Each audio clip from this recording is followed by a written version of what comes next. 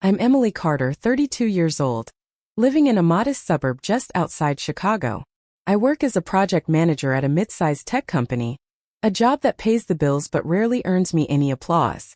I'm the middle child in a family of 5, sandwiched between my older brother, Jason, who's a corporate lawyer pulling in over $150,000 a year, and my younger sister, Megan, a pediatrician with a residency at one of the top hospitals in the city.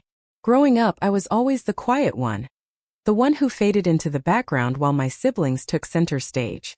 Family gatherings were a minefield of comparisons. My parents, bless them, meant well, but their pride in Jason's courtroom victories and Megan's medical achievements often left me feeling like the forgotten chapter in a well-read book.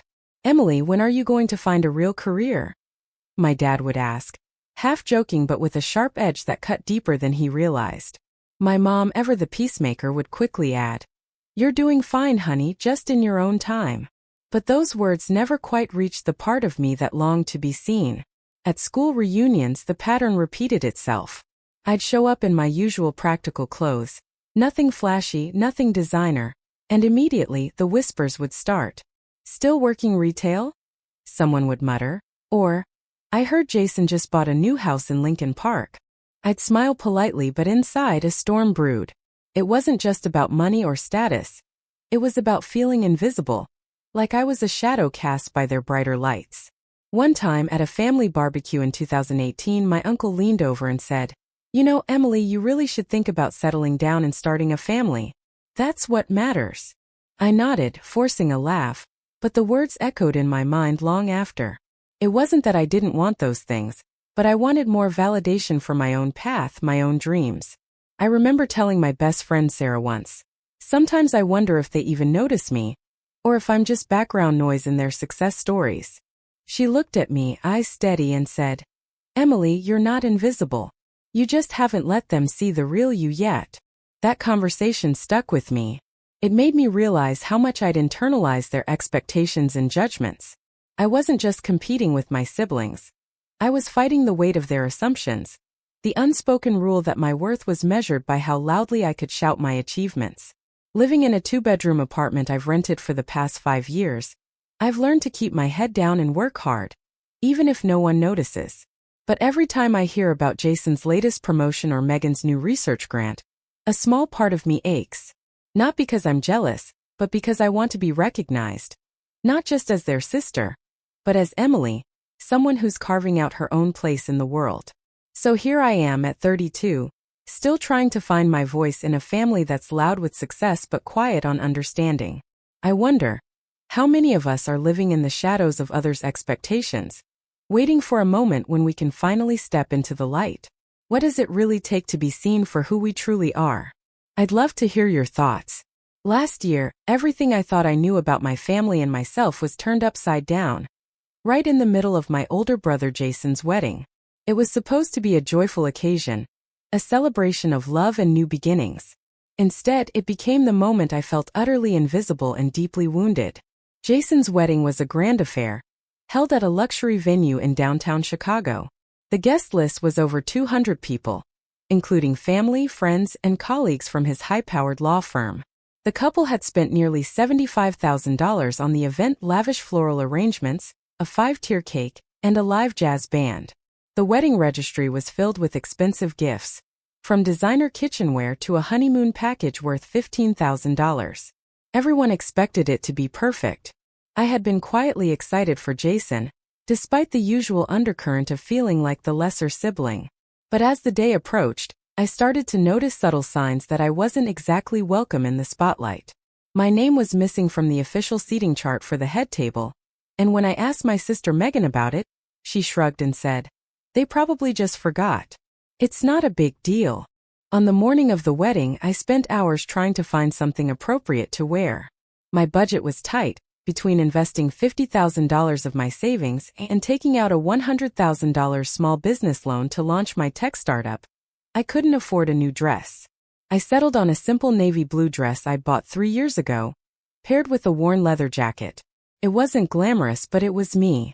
When I arrived at the venue, the atmosphere was electric. Guests mingled, sipping champagne and admiring the decorations. I tried to blend in, but I could feel the weight of judgment in the air. Then, during the cocktail hour, the moment that shattered me happened. Jason's fiancée, Claire, approached me with a tight smile that didn't reach her eyes. "Emily, sweetie," she said, her voice dripping with condescension. "I'm surprised you made it. I wasn't sure you'd show up looking like that." She gestured pointedly at my jacket, which had a small tear near the sleeve. "You know, this is a black tie event. Maybe next time try to dress the part." I blinked, stunned. The room seemed to quiet around us. A few guests nearby glanced over, their expressions a mix of amusement and pity. I wanted to disappear. I didn't realize," I stammered, cheeks burning. "I thought this dress was fine." Claire's smile widened, but it was cold. "Well, it's not about what you think. It's about respect for Jason for the occasion. I just want everything to be perfect." She turned on her heel and walked away, leaving me standing there, humiliated. Later, I overheard a conversation between my parents and Claire's mother. They were discussing the wedding budget, and I caught the words "Emily's contribution" and "not enough." It hit me like a punch to the gut. Apparently, Claire had expected me to chip in financially, something I was never told about. My parents had quietly covered a $5,000 family contribution to the wedding, but I was left out of the loop as if I didn't matter. The final blow came during the reception. When Jason gave his speech, he thanked everyone who had supported him except me. No mention of the sister who had always been there, quietly cheering him on. Instead, he praised Claire's family lavishly, highlighting their generosity and social connections. I sat at a small table in the corner, clutching my glass of water, feeling like a ghost in my own family's celebration. The laughter and music swirled around me, but I was trapped in a silence louder than any noise. After the reception, I confronted my parents in the car. "Why didn't you tell me about the money Claire expected? Why wasn't I included in the head table? Why did Jason ignore me in his speech?" My voice cracked with a mix of anger and hurt. My mom sighed, avoiding my eyes. "Emily, you know how Claire is. She wants everything perfect. We didn't want to cause a scene." My dad added, "It's just how things are sometimes. You have to understand the family dynamics." But I couldn't understand. I felt betrayed, used, and discarded. The person who was supposed to be my brother, my family, had made me feel like an outsider in the most important moment of his life. That night, lying awake in my small apartment, I realized something had to change. I couldn't keep shrinking myself to fit into their narrow expectations. But the pain of that day lingered, a wound I wasn't sure would ever fully heal. Have you ever been made to feel invisible by the people who should love you most? How do you reclaim your worth when those closest to you refuse to see it? I'm still figuring that out. The moment Claire's words hit me, her thinly veiled insult about my torn jacket, I felt a sharp sting of humiliation that spread through my entire body. It wasn't just the jacket, or the fact that I was underdressed for a black tie event. It was the way she said it, as if I didn't belong, as if I was some kind of charity case crashing a party I wasn't invited to. The laughter and sideways glances from nearby guests felt like daggers, slicing through the fragile confidence I'd mustered just to show up. I wanted to disappear right then and there, to melt into the shadows and never come back. But I stayed. I forced myself to stay, gripping my clutch tightly, my knuckles white. I told myself, this isn't about them. This is about you. You're here because you love your brother, not because you need their approval. But inside, a storm was raging. Anger, shame, confusion, and a deep, aching sadness all tangled together. As I stood there, I couldn't help but replay every moment in my life where I'd felt this same way. Small, overlooked, dismissed. Like the time in high school when I got a B+ on a project and my parents barely glanced at it, while Jason's A+ was framed and hung on the wall. Or the countless family dinners where Megan's medical school achievements were the only topic of conversation, and I was just Emily, the quiet one. I remembered the whispered comparisons, the subtle sighs, the way my opinions were often brushed aside as if they didn't matter. Why do I keep trying to fit into a mold that was never made for me? I wondered bitterly. Why do I keep hoping for their recognition when all they see is what I'm not? The conversation I overheard about the family contribution to the wedding budget cut deeper than any insult.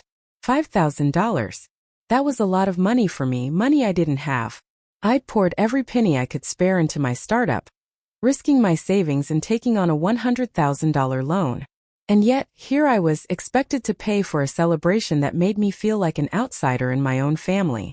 I felt betrayed, not just by Claire, but by my own parents and brother. They had let this happen. They had let me be humiliated in front of people I once considered friends. Jason's omission of me in his speech was the final blow. It was as if I didn't exist, as if my support, my sacrifices, my presence meant nothing. Sitting at that small table in the corner, I felt a crushing loneliness. The music and laughter swirled around me like a cruel reminder of how alone I was. I wanted to scream, to cry, to run away. But instead I sat still, my heart pounding, my mind racing. Later, in the car ride home, the silence between my parents and me was suffocating. I tried to hold back tears as I asked the questions that had been burning inside me all night. Why didn't you tell me about the money Claire expected? Why wasn't I included in the head table? Why did Jason ignore me in his speech? Their answers were vague and dismissive. It's just how things are sometimes, my dad said. You have to understand the family dynamics. My mom looked away, unable to meet my eyes. I felt a surge of frustration and hurt. Is this what family means? To be sidelined and silenced? I thought. To be expected to swallow the pain and keep quiet? That night, lying awake in my small apartment, I wrestled with conflicting emotions. Part of me felt responsible. Should I have done more? Should I have spoken up earlier? But another part of me burned with a fierce pride, refusing to accept being treated like a second-class family member. I thought about all the times I had quietly supported Jason and Megan, helping with their wedding plans, celebrating their milestones, listening to their problems, while my own struggles went unnoticed. I realized I had been giving without expecting anything in return, hoping that someday, somehow they would see me. But now I wasn't so sure. In the days that followed, I made a decision. I would no longer be the silent supporter, the invisible sister. I started by cutting back the financial help I had been quietly providing to my parents, about $300 a month to help with their mortgage. It wasn't much, but it was my way of reclaiming some control. I needed to protect myself. I also began to distance myself emotionally. I stopped answering calls as quickly, stopped volunteering for family events I knew would leave me feeling small. I wasn't angry at them anymore, I was disappointed. And disappointment, I realized, was a quieter, more painful kind of grief. Yet, even as I set these boundaries, I felt a deep internal struggle. Family is supposed to be unconditional, right? Was I being selfish? Was I abandoning the people who raised me? But then I reminded myself, self-respect isn't selfish. Protecting my heart isn't betrayal. I kept replaying Claire's words in my mind, the coldness in her smile, the way she made me feel like I was less than. But I also remembered Sarah's words from years ago. You're not invisible. You just haven't let them see the real you yet. Maybe it was time to stop shrinking myself to fit their expectations and start showing up as my true self, even if that meant standing alone. So here I am, still healing, still learning to balance love and boundaries, pride and vulnerability. I wonder, how many of us carry these silent wounds, hidden beneath polite smiles and family photos? How do we find the courage to stand up for ourselves without burning bridges? And most importantly, how do we remind ourselves that our worth isn't defined by others' approval? I'd love to hear your thoughts. Have you ever faced a moment when you had to choose between family loyalty and self-respect? How did you navigate that difficult path? The wedding reception was in full swing, the grand ballroom alive with laughter, clinking glasses, and the soft hum of a live jazz band. I had spent most of the evening trying to blend into the background, nursing a glass of water, and avoiding the sharp glances and whispered comments that still stung from earlier. The memory of Claire's cutting remark about my torn jacket replayed in my mind like a broken record, and Jason's omission of me in his speech felt like a cold slap to the face. Feeling overwhelmed, I quietly excused myself from the crowd and stepped outside into the cool night air. The crisp spring breeze was a welcome relief from the stifling atmosphere inside. I took a deep breath, trying to steady my racing heart. That's when I saw it. My Tesla Model S Plaid, gleaming under the streetlights, its sleek black body reflecting the soft glow of the venue's exterior lamps. The car was worth over $130,000, a symbol of the hard work and risk I had taken to build my tech startup. I had poured everything into that company, $50,000 of my own savings, a $100,000 small business loan, and countless sleepless nights. Just last month, I had closed a $2 million funding round with a group of investors who believed in my vision. But none of that mattered to the people inside. To them, I was still the girl in the torn jacket, the quiet one who never quite measured up. As I stood there, a few guests began to trickle outside, drawn by the sight of the car. I recognized some of my former classmates from high school, the same ones who had snickered at my appearance earlier. Their expressions shifted from amusement to disbelief as they took in the sleek vehicle. "Wait, that's your car?" One of them, Mark, who had been particularly rude to me during the cocktail hour, asked, stepping closer. "I had no idea you were doing so well." I smiled quietly, a mix of vindication and exhaustion washing over me. "Yeah," I said softly. "It's been a long road." Mark nodded, clearly surprised. "I guess we all judged you too quickly." Before I could respond, a sudden commotion inside the venue caught my attention. I heard a child's voice, clear and confident, cutting through the music and chatter. "Mom, can I say something?" I turned toward the entrance and saw my 9-year-old son, Noah, standing near the microphone, his small hand gripping it tightly. He was dressed in a crisp white shirt and navy blue pants, looking every bit the part of a young gentleman. I hadn't expected him to speak tonight, and certainly not like this. Noah's eyes scanned the room, and then he looked directly at me. "I want to tell everyone something important." The room fell silent. All eyes turned toward him, and then toward me, surprised and curious. He took a deep breath and began. "My mom is the smartest person I know. She started her own company last year, and she works really hard every day to make it better. She didn't have a fancy dress or a big house when she came here tonight, but she has something way more important. She's brave and she never gives up." I felt tears prick at the corners of my eyes as Noah spoke. His words were simple but powerful, cutting through the noise of judgment and misunderstanding. Noah continued. "Last month, she got $2 million from investors to help her company grow. That's a lot of money, and she's going to change the world with her ideas." A murmur spread through the crowd. I saw my parents exchange glances, their faces a mix of surprise and something like pride. Jason's jaw tightened, and Claire's expression shifted from smug superiority to something unreadable. Noah looked around the room again and said, "I wish everyone could see my mom the way I do. She's not just my mom. She's a hero." The room erupted into applause. Some guests wiped tears from their eyes. I felt a warmth spread through me, a sense of validation I hadn't known I needed so badly. Jason approached me, his usual confident demeanor softened. "Emily," he said quietly, "I didn't realize how much you've accomplished. I'm sorry if I made you feel otherwise." Claire, standing beside him, nodded. "I was wrong to judge you. You've done something incredible." I looked at them both, feeling a mix of relief and cautious hope.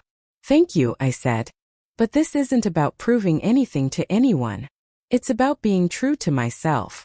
Later that night, as the guests began to leave, several people came up to me, old classmates, distant relatives, even some of Jason's colleagues, to congratulate me. For the first time I felt seen, not for the clothes I wore or the family I came from, but for who I truly was. Noah tugged at my hand and whispered, "See, Mom? I told you they'd listen." I smiled, squeezing his hand. "You were right, Noah. You always are." That night, I realized that sometimes, the most unexpected voices can change everything. And sometimes the truth doesn't need to be shouted. It just needs to be heard. So I ask you, have you ever had a moment when someone else's words revealed your true worth to the world? How did it change the way you see yourself and how others see you? I'd love to hear your story. After the unexpected moment at the wedding, when Noah's words echoed through the room and shifted the atmosphere, I knew that the time had come for a conversation I'd been avoiding for far too long. The next day, I gathered my courage and asked my parents and siblings to meet me at a quiet cafe near my apartment. I needed to speak openly, to set boundaries that I had never dared to voice before. As we sat down, the air was thick with tension. My mother looked at me with a mixture of concern and curiosity. My father's jaw was tight, and Jason and Megan exchanged glances that said, "Here we go." I took a deep breath and began. "I want to start by saying this isn't easy for me," I said, my voice steady but firm. But I can't keep living in the shadow of your expectations or your judgments. I'm not the same person you think I am. I'm proud of what I've built with my startup, proud of the risks I've taken, and proud of the woman I'm becoming. My father cleared his throat. Emily, we've always supported you. Maybe you just need to be more patient. I shook my head. Patience isn't the issue. It's respect. It's about being seen for who I am, not who you want me to be. 4 years I've been the quiet one, the less successful sibling. I've been overlooked, dismissed, and sometimes even humiliated. Like at the wedding, Claire's comments, Jason's speech, the financial expectations I wasn't told about. That wasn't just hurtful. It was disrespectful. Megan interjected. We didn't mean to hurt you, Emily. You know, family dynamics can be complicated. Complicated doesn't excuse dismissiveness, I replied. I've supported you all in my own way, but I'm done being the invisible one. I'm done being expected to contribute financially without being included or appreciated. Starting today, I'm suspending the $300 monthly support I've been giving for the mortgage. It's not because I don't want to help, but because I need to protect myself. My mother's eyes welled up. Emily, we never wanted to make you feel this way. I know, I said softly, but intentions don't erase impact. I need you to understand that my worth isn't tied to your approval or your definitions of success. If you can't see me for who I am now, then maybe it's time we all moved on. Jason looked down, his usual confidence replaced by an uncomfortable silence. I didn't realize how much I hurt you. I thought I was doing what was best for the family. Best for the family shouldn't mean sidelining me, I said. I'm part of this family, and I deserve respect and honesty. I'm not here to compete with you or prove myself. I'm here to live my truth. There was a long pause. Megan finally spoke, her voice quieter than usual. I guess we've all been caught up in our own worlds. Maybe it's time to listen more. The room felt heavy but different. Less charged, more open. I could see the wheels turning in their minds, the realization that things couldn't go back to the way they were. I continued. I'm setting these boundaries not to punish anyone but to heal myself. I want to be part of this family but on terms that honor who I am. That means no more silent suffering. No more hiding my achievements or my struggles. I want honesty, respect, and space to grow. My father finally nodded slowly. It's hard to hear, Emily, but I respect your courage. We'll have to figure out how to move forward. I smiled, feeling a weight lift from my shoulders. Thank you. That's all I ask. As we left the cafe, the silence between us was no longer uncomfortable. It was the quiet of new beginnings, of relationships being rebuilt on honesty and mutual respect. That day, I learned that standing up for yourself isn't just about confrontation. It's about claiming your space in the world and inviting others to meet you there. It's about saying, this is who I am, take it or leave it, and finding peace in that truth. So I ask you, when was the last time you set a boundary that changed your relationships? How did it feel to finally speak your truth? I'd love to hear your experiences. That night, as I drove home under the quiet glow of streetlights, a profound sense of calm settled over me. The city's usual hum faded into the background, and for the first time in a long while, I felt truly free. Free from the weight of expectations, free from the need to prove myself to anyone, especially my family. I realized something essential. I didn't need their approval anymore. Not their praise, not their recognition, not their validation. I only needed to live my truth on my own terms. 4 years, I had measured my worth by the yardstick of others' opinions. I had let their judgments about my clothes, my career, my choices dictate how I saw myself. But success, I now understood, isn't about the designer dress you wear to a wedding or the applause you receive from a crowd. It's about knowing your value deep within, standing firm in who you are, and refusing to shrink yourself to fit someone else's mold. I thought about the torn jacket I wore to that wedding, the one Claire mocked so cruelly. That jacket was more than just fabric. It was a symbol of my journey, the struggles, the sacrifices, the resilience. It reminded me that appearances can be deceiving, and that true worth is invisible to the eye. My Tesla parked outside wasn't just a car. It was a testament to my grit and determination, a quiet victory over years of doubt and dismissal. But beyond the material symbols, what mattered most was the shift inside me. The courage to set boundaries, to say no to being sidelined, to demand respect, not out of arrogance but out of self-love. I chose to stop seeking validation from those who couldn't see me, and instead to cultivate a sense of worth that no one could take away. I know this journey isn't easy. It's messy and complicated, especially when it involves family, the people we're supposed to trust and love unconditionally. Forgiveness is a path I'm still walking. I don't have all the answers about how to balance love with self-respect, or how to heal wounds that run deep. But I do know that living authentically means embracing imperfection, setting clear boundaries, and sometimes letting go of the need to be accepted by everyone. So I ask you, reading this now, how often do we let others' judgments limit our own sense of worth? How many times have you hidden parts of yourself to avoid disappointing those around you? When will we stop chasing approval and start living for ourselves? What does it mean to truly forgive? Not just others but ourselves for the times we've doubted our value or stayed silent when we should have spoken up. How do you draw the line between holding on to family ties and protecting your own well-being? I invite you to reflect on your own story.